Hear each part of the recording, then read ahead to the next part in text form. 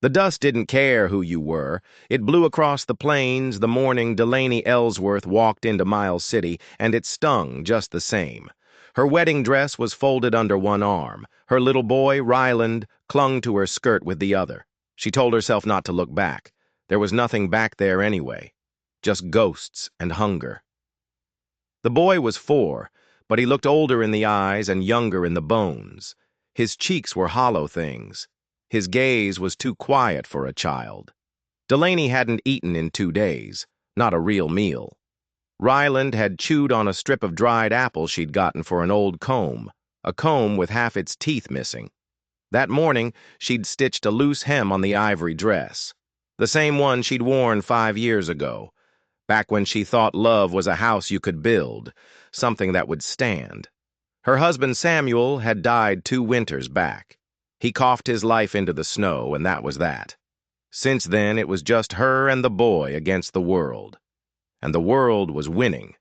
The dress was her last beautiful thing, her last link to a life that wasn't about surviving. Now, it had to be bread, maybe some milk. Maybe, if the man behind the counter had a soul, a small pair of boots for Ryland. She pushed open the door to the general store. A little bell jingled, a cheerful sound in a cheerless world. She unfolded the lace-trimmed gown on the counter. The wood was dark and scarred. "I need to sell this," she said. Her voice was flat. She'd practiced it, no begging. "It's clean, worn once." The storekeeper was a squat man. His nose was a round, red thing in the middle of his face. He looked her over first, then the dress. "Not much call for wedding dresses out here, miss." Delaney's jaw went tight. She could feel the scream building in her chest, but she swallowed it down. "Please," she whispered. The word tasted like ash. "I need food. For my boy." The man sighed, a long, tired sound. He reached under the counter. He pulled out a small leather pouch. It didn't jingle much. $2, he said, "and a tin of beans." Delaney nodded. She didn't cry. Tears were a luxury she couldn't afford. She took the coins and the tin, stuffed them in her satchel, and lifted Ryland into her arms. He was lighter than he should be. They stepped back out into the sun. It felt too bright, too cruel. "You got someone?" a voice asked. It came from behind her. She spun fast, pulling Ryland tight against her. A man stood a few steps away. He was tall and lean, dust on his boots, a tan hat shading his eyes. He held the reins of a good-looking horse. "No," Delaney said. "I do not." The man nodded slowly. "I saw you in there," he said, "selling a dress to feed your boy. That's a hard thing." She didn't say anything. What was there to say? He cleared his throat. "Name's Isaiah Boone. I got a small ranch, 10 miles west of here." He shifted his weight. "I'm not rich, but I've got food and work if you're looking for something honest." Delaney stared at him. Her eyes narrowed. "You saw me in there and thought what? That I'd just take my boy and follow a stranger into the hills?" He held up a hand. "No, ma'am," he said. His voice was gentle, but it had a gravelly edge. "I thought maybe you're the kind of woman who doesn't give up, and I've got a place that could use someone like that." Delaney looked down at Ryland. The boy was watching Isaiah with those wide, quiet eyes. She thought of the $2, the single tin of beans. How long would that last? A day? 2? "What kind of work?" she asked. "Cook, mostly. Help with the laundry. A little care for the animals if you know how." He looked right at her. His eyes were clear. "You and your boy would be safe. You have my word on that." Delaney hesitated. Every instinct screamed at her to run, to trust no one. But Ryland was so thin. His little hand was cold in hers. Slowly, she nodded. Just once. Isaiah led them to his horse. He helped her up, then handed Ryland to her. The boy sat snug in her lap. The ride was quiet. The land was wide and empty and golden under the afternoon sun. It was beautiful, but it was the kind of beauty that could kill you. By the time the sun bled out behind the hills, They'd reached his cabin. It was small, 2 rooms, but the stove was already glowing, and the air inside was warm. "Tomorrow I'll show you the barn," he said, "but tonight, you eat, you rest. You look like you haven't done either in a long, long time." Delaney watched him from the doorway. He knelt by the hearth, stirring a pot of stew that smelled richer than anything she'd smelled in years. His hands were rough, but his movements were steady. Ryland was already half asleep in her arms. She carried him to the small cot Isaiah had pointed out and tucked a rough wool blanket around him. He didn't even stir. Later, when the wind was the only thing making a sound, Delaney stepped outside. Isaiah was on the porch rail, his hat in his lap, his eyes on the stars. "You meant it?" she asked, her voice low. "About us being safe here?" He looked over at her. In the moonlight, she could see the lines around his eyes. "I don't say things I don't mean, Mrs. Ellsworth." Delaney froze. Her whole body went cold. "I never told you my name," she said. Isaiah didn't look away. His expression didn't change. "No," he said, his voice quiet. "You didn't." Delaney didn't sleep that night. How did he know her name? She lay on the cot, Ryland's small body a warm weight beside her, and listened to the sounds of the strange cabin, the creak of wood settling, the whisper of the wind, Isaiah's soft breathing from the other room. He hadn't explained. He'd just stated it as a fact. "I don't say things I don't mean, Mrs. Ellsworth. It wasn't a threat. It was something else, something she couldn't place. And that was worse." In the morning, he acted as if nothing had happened. He showed her the well, the chicken coop, the barn. He spoke of chores and routines. He was polite, distant almost. He never mentioned her name again. Delaney worked. She scrubbed the cabin until her knuckles were raw. She cooked with the supplies he provided, simple food that felt like a feast. She didn't ask questions. She just watched. Ryland, though, was not afraid. The boy, who'd been silent for months, started to talk again. He followed Isaiah everywhere. He'd sit on the fence and watch him work, asking questions in his small, piping voice. Isaiah always answered. He showed Ryland how to hold a hammer. He let him scatter grain for the chickens. One afternoon, Delaney found them in the barn. Isaiah was carving a small piece of wood. Ryland was watching, mesmerized. "What are you making?" Delaney asked. Isaiah looked up. He held it out. It was a horse, rough but unmistakable. "Just whittling," he said. He handed it to Ryland, whose eyes went wide with wonder. That night, after Ryland was asleep, Delaney found Isaiah cleaning a rifle on the porch. "He likes you," she said, nodding toward the cabin. "I like him," Isaiah answered without looking up. "He's a good boy." "My husband," Delaney began, then stopped. She never talked about Samuel. "He died 2 winters ago. He was a good man, but we had nothing." Isaiah stopped cleaning the rifle. He looked at her, his face shadowed. "I know," he said. "That's a hard thing." "How do you know?" she pressed. "How do you know anything about me?" Isaiah set the rifle down carefully. He stood up. He was taller than she remembered. "Your husband," he said slowly, choosing his words. "Samuel and I, we knew each other. A long time ago." The world seemed to tilt. Samuel had never mentioned an Isaiah. He'd had no friends to speak of. They'd kept to themselves. Always. "You're lying," she whispered. "Why would I lie?" he asked. His voice was calm, too calm. "I knew he passed. I heard you were having a hard time. When I saw you in town, I was just trying to help, to honor a friend." It didn't make sense, none of it. "Samuel never mentioned you," she said, her voice shaking slightly. "Not once." Isaiah just looked at her. "Maybe he had his reasons," he said. He picked up his rifle and went inside, leaving her alone in the darkness. But she wasn't alone. The questions were there with her. They were cold and sharp, and they wouldn't let her be. She had run from a past she understood. Now she was living in a present that was a complete mystery, and she had a terrible feeling that the danger wasn't behind her.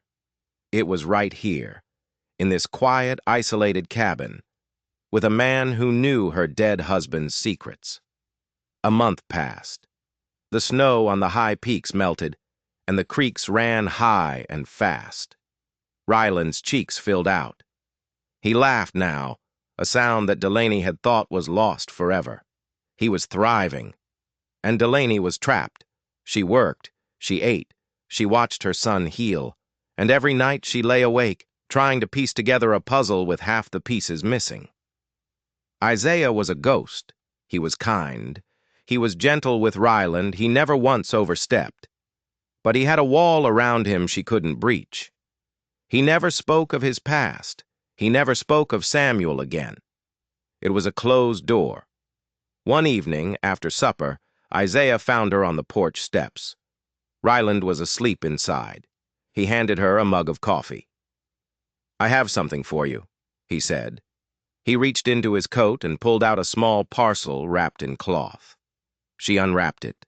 Inside was a bolt of soft white cotton, clean and new. "I thought maybe, someday, you might want to sew yourself a new dress," he said, his voice low, "since you had to sell the other one." Her throat went tight. It was a kind gesture, incredibly kind. But all she could think was, why? Why was he doing all this? This wasn't just honoring a dead friend. This was something more. "Why are you doing this, Isaiah?" she asked, her voice barely a whisper. He looked at her, and his face was calm and honest. "Because I want to give you more than a place to stay, Delaney. I want to give you a life." He paused. "If you'll have me." Her heart hammered against her ribs. This was what she wanted, wasn't it? Safety, a home, a good man to raise her son. But the lie, or whatever it was, stood between them, a shadow she couldn't see past. "I can't," she said. "Not until you tell me the truth. The real truth. About you and Samuel." Isaiah's face hardened. The kindness vanished. "I told you the truth," he said. "We were friends." "No," she said, standing up. "There's more. I can feel it. What aren't you telling me?" He stared at her for a long moment. "Some things are better left in the past," he said finally. He turned and walked toward the barn, his back ramrod straight. Delaney stood there, her hands clenched into fists. She knew then, with a certainty that chilled her to the bone, that he was lying, and his lies were dangerous. That night she waited until the cabin was silent. She crept into his small room. Her hands were shaking as she went through his things. A spare shirt, a worn book, a small wooden box. She opened the box. Inside, beneath a few old coins and a pocket knife, was a folded, yellowed piece of paper. It was a wanted poster for bank robbery, and there were two faces on it. One was a man she didn't recognize.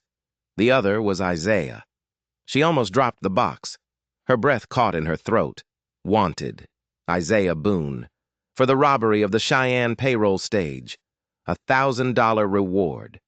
She sank to the floor, the poster trembling in her hand. This kind, quiet man who was so good with her son was a wanted criminal, and he had brought them here. Why? Was he hiding? Was she his cover? Was she and Ryland just part of his disguise? She thought of Samuel. We knew each other. What did that mean? Were they friends, or were they partners? The questions spun in her head, each one more terrifying than the last.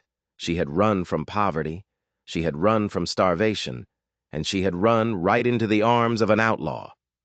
She looked over at the cot where Ryland slept, so peaceful, so safe.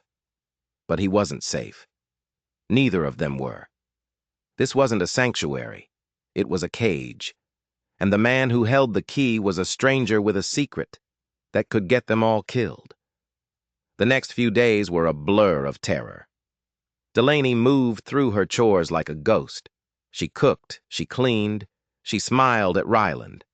But inside, she was screaming. Every time Isaiah looked at her, she wondered if he could see the knowledge in her eyes. Every time he spoke, she listened for the lie. He was an outlaw, a bank robber, and her husband, Samuel. What was his part in all of this? She had to know. But she couldn't ask. Asking meant revealing what she'd found, and she had no idea what he would do if he knew she'd discovered his secret. Would the kindness vanish for good? Would the gentleman disappear, replaced by the criminal on the poster? She couldn't risk it, not with Ryland there. So she watched, and she waited. She started looking for clues. She searched the cabin again when he was out, more carefully this time. In the bottom of his saddlebag, tucked into a torn lining, she found a small leather-bound journal. His handwriting was neat, precise. Most of it was just notes about the ranch, cattle prices, weather. But then she found the entries from years ago. They were short, cryptic. Met with S. Plan is set. The Cheyenne stage is the target. S. It had to be Samuel, her husband, her good, quiet husband who had nothing. Except he wasn't good. He was a thief. He was partners with Isaiah. The floor seemed to drop out from under her. The man she had loved, the father of her child, was a lie. Her whole life was a lie. She kept reading, her hands shaking so badly she could barely hold the book. The entries described the robbery. They got the payroll. It was more than they ever dreamed. But something went wrong. There was a third man. The poster had shown another face. The journal called him Silas. Silas got greedy. There was a fight. S was hurt. S. Samuel. He'd always had a bad cough. He'd always said it was from the winter chill. But now she wondered. Was it a sickness? Or was it a bullet he'd taken years ago? The final entry was chilling. S has the stash. He's gone to ground. Silas is looking for him. I have to find him first. I have to protect Delaney. Protect her. He hadn't been honoring a friend. He'd been looking for the money. He'd been trying to get to the payroll before this Silas did.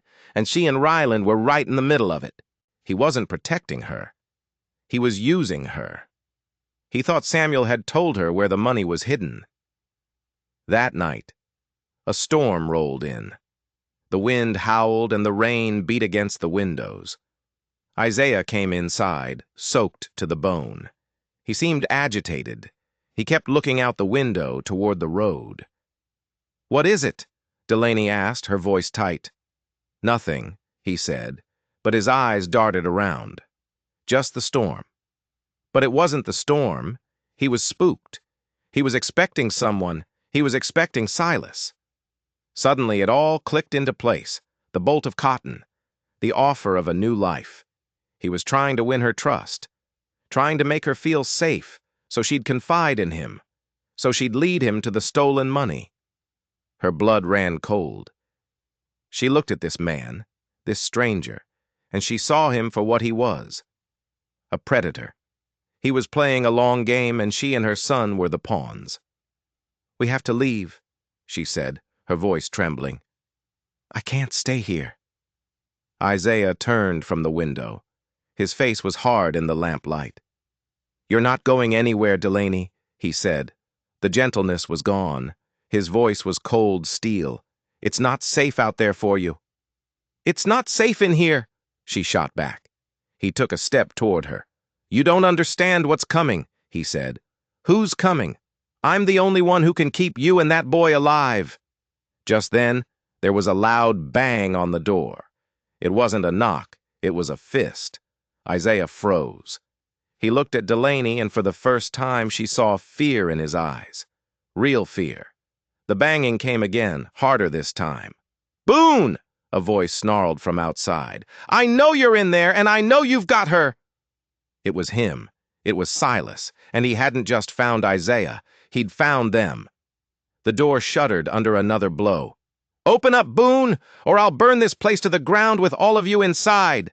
Isaiah grabbed his rifle from the wall. He looked at Delaney. "Take the boy," he hissed. "Go to the root cellar. Don't make a sound." Ryland was awake, crying in his cot. Delaney scooped him up, her heart pounding against her ribs. She ran to the small trapdoor in the floor, pulled it open, and scrambled down the ladder into the cold, damp darkness. She could hear them above her, shouting, the crash of furniture, a gunshot. Ryland screamed into her shoulder. She held him tight, trying to muffle the sound. She was trapped in a dark hole, while a monster tore apart her life, while two thieves fought over a treasure she didn't even have. She huddled in the darkness, listening. The sounds of the fight were terrifying. Grunts, curses, the splintering of wood. Then another gunshot, closer this time. It was followed by a heavy thud, and then silence. A terrible, complete silence. Ryland was shaking in her arms. Delaney held her breath. Was it over? Who had won? She waited. Minutes stretched into an eternity. The only sound was the rain and the frantic beating of her own heart. Slowly, carefully, she pushed open the trap door. Just a crack. She peeked out. The cabin was a wreck. The table was overturned, chairs were smashed, and lying on the floor, in a pool of dark, spreading blood, was Isaiah. His eyes were closed. He wasn't moving. Standing over him was a man with a long, cruel scar running down his cheek. It was the other man from the wanted poster, Silas. He held a smoking pistol in his hand. He turned his head, and his cold, dead eyes looked right at the trapdoor. He smiled. "There you are," he said. Silas kicked Isaiah's motionless body. "Always the hero, wasn't he, Boone?" He sneered. Then he turned his attention back to Delaney. "Now, you and me are going to have a little chat. About my money." Delaney's mind was racing. Isaiah was down, maybe dead. She was alone with this man, and her son was clinging to her, whimpering. She had nothing, no weapon, no way out. "I don't know what you're talking about," she said, her voice shaking. Silas laughed. It was a horrible, grating sound. "Don't play dumb with me. Samuel wasn't smart, but he was loyal to you. He must have told you where he hid it before he died." "He told me nothing," she said. "We had nothing. If we had a fortune, do you think I'd be selling my wedding dress for a tin of beans?" Silas's eyes narrowed. He seemed to consider this. He walked over to the hearth, picked up the poker. He tested its weight in his hand. "Maybe you're telling the truth," he said, walking slowly toward her. "Maybe Samuel didn't trust you with the location. Maybe he just left you a clue." A clue. Her mind flashed back. Samuel had been delirious in his last days, raving about the cold, about a debt. But he had given her something. Just before the end, he had pressed a small object into her hand. She had thought it was just a trinket, a piece of wood he'd been carving. She had kept it, tucked it away in her sewing tin. It was the only thing she had left of him besides Ryland. It was a small, carved bird. "You're starting to remember, aren't you?" Silas said. He was closer now. She could smell the whiskey on his breath. "Give it to me." She shook her head. If that bird was the only thing standing between her and this monster, she wasn't giving it up. "Wrong answer!" Silas hissed. He raised the poker, but just as he lunged, a groan came from the floor. Isaiah. He wasn't dead. He was trying to push himself up, his hand pressed against the wound in his side. "Leave her alone, Silas," he rasped. Silas turned, surprised. "Tougher than you look," he grunted. He strode over to Isaiah and kicked him hard in the ribs. Isaiah cried out in pain. "Stay down, hero." Silas turned back to Delaney. "Now, the clue, before your boyfriend here bleeds out all over my floor." Delaney's eyes darted around the ruined cabin. She saw Isaiah's rifle lying on the floor just a few feet from him. But Silas was between them. There was no way. Then she saw the stew pot, still sitting by the hearth. The fire had died down, but the pot was still full, and it was heavy. She had to create a diversion. She had to give Isaiah a chance. "It's not a clue," she said, her voice stronger now. "It's the key." Silas's eyes lit up with greed. A key? To what? A lockbox? Yes, she lied. He buried it, under the house. This was it. Her one chance. She had to sell the lie. Silas hesitated. He glanced from her to the floorboards, then back. Show me, he demanded. I can't, she said, clutching Ryland tighter. Not while you're standing there. You'll have to move. He scowled, but the greed was winning. He wanted that money. He took a step back, away from Isaiah, toward the center of the room. All right, he said. Get on with it. It was now or never. With a scream of rage and fear, Delaney grabbed the heavy iron stew pot and hurled it not at Silas, but at the single lantern lighting the room. The lantern shattered. The room was plunged into darkness, save for the faint glow of the dying embers in the hearth. Ryland screamed. Silas cursed. In the confusion, Delaney dropped to the floor, shoving Ryland behind her. Isaiah! She yelled into the dark. The gun! She heard a scuffle, a grunt of pain, a desperate scramble across the floorboards. Silas was disoriented, trying to find her in the dark. You little witch! He roared. Then a deafening blast. A flash of light illuminated the room for a split second. Silas was standing there, his face a mask of shock. A dark stain was spreading across his chest. He staggered. He looked down at his shirt, then back up into the darkness. He took one more step, then crashed to the floor. And then, silence again. This time, it was final.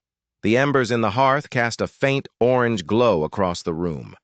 Isaiah was leaning against the wall, the rifle in his lap, his breath coming in ragged gasps. Delaney crawled over to him. His side was soaked with blood, but he was alive. You saved us, he whispered. We saved each other, she said, tearing a strip from her apron to press against the wound. Ryland was crying softly behind her. The nightmare was over, but the questions remained.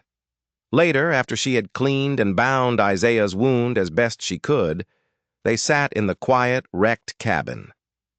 The money, she said. The payroll, is it here? Isaiah shook his head. No, I never found it. I think Silas was right. I think Samuel left you a clue. Delaney's hand went to her pocket. She pulled out the small carved bird Samuel had given her. It was smooth, worn from handling. She'd never looked at it closely. It just looked like a simple whittling. She handed it to Isaiah. He turned it over and over in his hands. His fingers traced the lines. It's hollow, he said suddenly. He found a tiny seam along the bird's back. Using the tip of his knife, he carefully pried it open. It wasn't money inside. It was a tiny, tightly rolled piece of paper. A map. It was a map of the ranch. Their ranch. And there was an X marked on a spot just behind the barn, under a large cottonwood tree. He buried it, Isaiah breathed. The whole time. It was right here. They had found it. But it wasn't a moment of triumph. It was the end of a long, dirty story. It was blood money. It had cost Samuel his life. It had almost cost them theirs. What do we do now? Delaney asked. Isaiah looked at her, his eyes clear despite the pain. We make it right, he said. We give it back. They didn't dig it up that night. Isaiah was too weak. In the morning, Delaney took his horse and rode for the nearest town with a sheriff. She didn't ride to Miles City. She rode east. She told the lawman a story. She told him 2 men, outlaws, had shown up at their ranch. They'd had a dispute. They were both dead. She was a widow, just trying to protect her son. The sheriff came. He saw the bodies. He saw the bullet holes. He saw a terrified woman and a small child. He believed her. He called it justice of the frontier. After he left, Delaney and Isaiah went to the cottonwood tree. They dug. They found a small iron lockbox. Inside was the stolen payroll. It was a fortune, enough to disappear, enough to start a new life anywhere. We could just leave, Delaney said. The thought was tempting, to take the money and run, to forget any of this ever happened. Isaiah looked at the box, then at her. "We could," he said, "but we'd always be looking over our shoulder. Your husband. He wasn't a bad man, Delaney. He was just desperate. He made a mistake. This is our chance to fix it." He was right. Running wasn't a life. It was just a slower death. They wrote an anonymous letter to the bank in Cheyenne. They told them where to find the money. They left the lockbox under the tree. And then they went back to the cabin. They cleaned up the mess. They fixed the broken furniture. They patched the bullet holes. It was a lot of work, but with every repaired chair, with every scrubbed floorboard, it felt like they were cleaning their own souls. They were erasing the past. Life returned to a new kind of normal, a quieter, more honest normal. Isaiah healed. The shadow left his eyes. He taught Ryland how to ride a horse for real this time. Delaney planted a garden. The white cotton he had given her was still there. One day she took it down. She started to sew, not because she had to, but because she wanted to. She was making something new for herself. One evening, months later, they were sitting on the porch. The sun was setting, painting the sky in shades of orange and purple. Ryland was chasing fireflies in the yard. It was peaceful. "I never asked you," Delaney said. "Why did you come looking for us? Was it just for the money?" Isaiah was silent for a long time. "At first," he admitted. "But then I saw you, in that store, selling the last piece of your past to give your son a future. And I saw Samuel in you, the good part of him, and I knew. I wasn't just there for the money anymore." He reached over and took her hand. His hand was rough, calloused, but his touch was gentle. "I'm not asking for anything, Delaney," he said. "But if you ever decide you want to build a real life, I'd like to build it with you." She looked at their joined hands. She looked at her son laughing in the twilight. She looked at this man who had come into her life as a lie, but who had shown her the truth of his character. "I think," she said, a small smile touching her lips for the first time in years, "we already have. Peace wasn't a destination. It was a choice. It was the choice to mend what was broken, to plant a garden over buried secrets, and to build a home on a foundation of forgiveness. Years passed. The ranch grew. The house grew, too, with a room for Ryland and a porch on the east side to catch the morning light. Neighbors came to know them as the Boone family, not out of habit, but because no one could remember them as anything else.